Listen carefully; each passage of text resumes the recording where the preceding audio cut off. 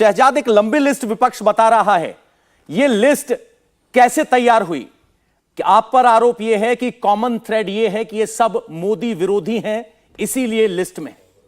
देखिए, अगर ऐसी बात है तो मुझे बताइए कि क्या कोर्ट भी इस लिस्ट को बनाने में हेल्प कर रही थी क्या भारतीय जनता पार्टी की? मनीष सिसोदिया 8 महीने से जेल में, सुप्रीम कोर्ट गए, वहां पर सुप्रीम कोर्ट ने ये प्रथम दृष्टया माना है कि ये घोटाला हुआ है, 338 करोड़ का मनी ट्रेल है ये भी माना है और बेल देने से इनकार कर दिया है। संजय सिंह को हाई कोर्ट तक जाना पड़ा, वहां पर भी राहत नहीं मिली और हाईकोर्ट ने कहा, दिल्ली हाईकोर्ट ने, कि ईडी के प्रति आप इस प्रकार के अनर्गल आरोप बिना सबूत के मत लगाइए। विजय नायर जो अरविंद केजरीवाल के करीबी है, वो 1 साल से अधिक तक जेल में है और उनको भी किसी कोर्ट ने राहत नहीं दी है। चलिए छोड़ देते हैं इस बात को भी, मैं तो कह रहा हूं कि बाकी सब छोड़ देते हैं, हम तो विंडेटा पॉलिटिक्स कर रहे हैं ना। सुनिए इस बात को। ये एक अलग मामला है।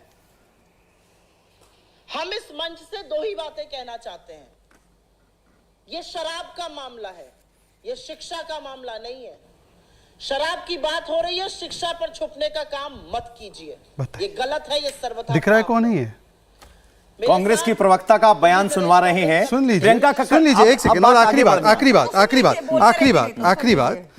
आखिरी बात। देखिए, अब वो कहते हैं कि एजेंसीज जो है गलत इस्तेमाल कर रहे हैं हम लोग, एजेंसीज का दुरुपयोग हो रहा है। तो जब यही एजेंसी काम करती है छत्तीसगढ़ में और छत्तीसगढ़ के शराब घोटाले को पकड़ने का काम करती है, ये आम आदमी पार्टी ने प्रेस कॉन्फ्रेंस करके, देखिए, Chhattisgarh liquor scam, ED should arrest Bhupesh Baghel and interrogate him, says Aam Aadmi party. आज सवाल सिर्फ इतना है, मैं बाकी चीजों में नहीं जाना चाहता, मैं सिर्फ प्रियंका कक्कड़ जी से कुछ सवाल पूछना चाहता हूं दिल्ली वासी होने के नाते। 2.5% से 12% कमीशन किया गया धवन कमेटी रिपोर्ट के खिलाफ जाकर। 2, होलसेल जो प्राइवेट सेक्टर को नहीं देना था, धवन कमेटी ने कहा था मत दीजिए, कार्टेलाइजेशन हो जाएगा, वो दिया था। 3, शो कॉज नोटिसेस मिले थे ब्लैकलिस्टेड कंपनी खाओ गल्ली को, जो इंडो स्पिरिट से है, 2021 में।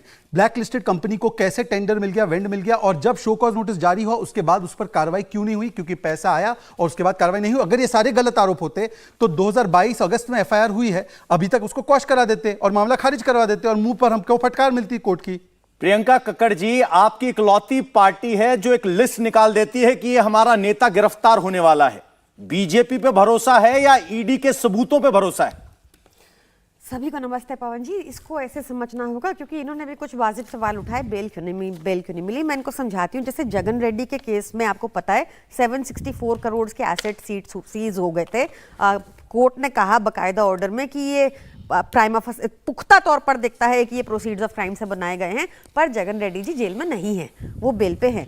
अब हमें क्यों नहीं बेल मिली? क्योंकि ईडी जब कोर्ट में होती है तो कोर्ट के आगे ऑब्जेक्ट करती है बेल के लिए या ना बेल के लिए, तो किसी केस में करती है, किसी केस में नहीं करती है। अब वो कैसे होगा? वो होगा ऊपर से कंट्रोल। आप देखिए, आज भी सुप्रीम कोर्ट ने कल क्या कहा, इन्होंने जो झूठा बयान दिया आपको कि 338 करोड़, इनको बोलिए पढ़ के बता दें क्या लिखा है उस ऑर्डर में, ये लोगों को झूठ परोसना छोड़ दें।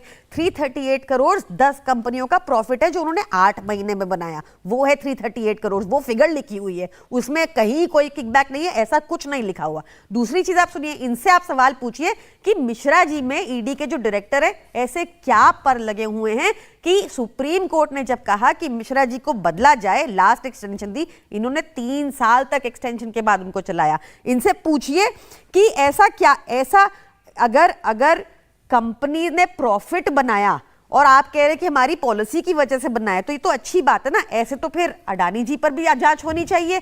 उनके पास तो एयरपोर्ट बनाने का एक्सपीरियंस नहीं था, उनको पॉलिसी बदलकर एयरपोर्ट दे दिए गए, ये कैसे हुआ? उन्होंने इतना प्रॉफिट बना लिया।